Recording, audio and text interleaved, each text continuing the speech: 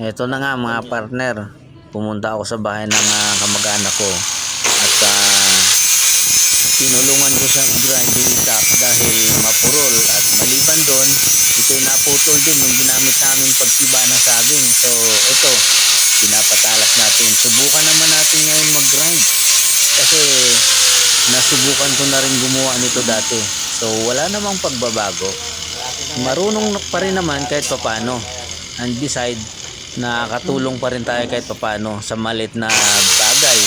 Malaking tulong ang nagagawa natin. Ganyan na naman talaga ang buhay. Pag wala kang magawa, siguro tumulong tayo para makatulong naman, o diba? Content na rin ito, makita natin kung paano ko ginagawa.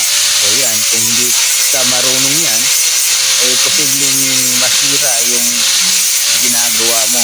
Kaya kailangan din minsan ng expertise kahit sa maliit na bagay o sa mas simpleng bagay na ginagawa natin.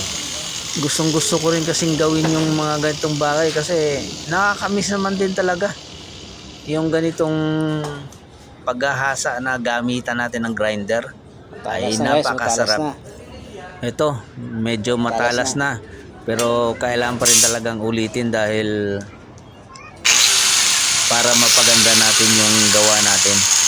Kasi simpleng bagay lang, basta may quality yung gawa, nakakatuwa tingnan, diba?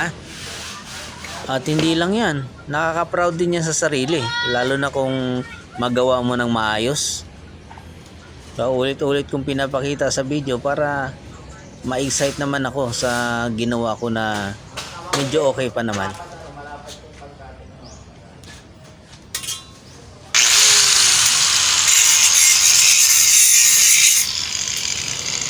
Actually, finishing na lang yung ginagawa ko kasi matalas na, at tinitingnan ko rin kung pantay.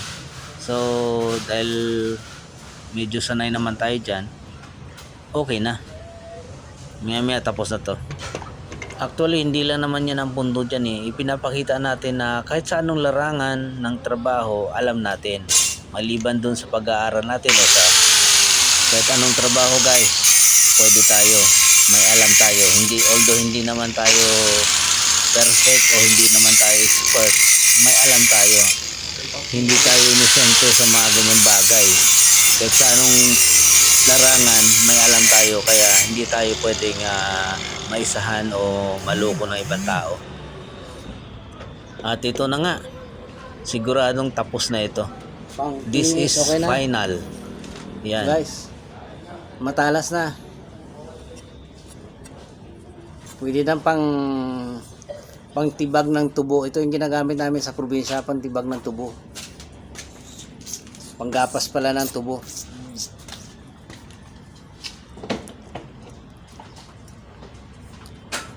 May kausap ako, pastor eh. Kausap ko yung sarili ko. Ano yung vlog? Vlog. Vlog muna tayo.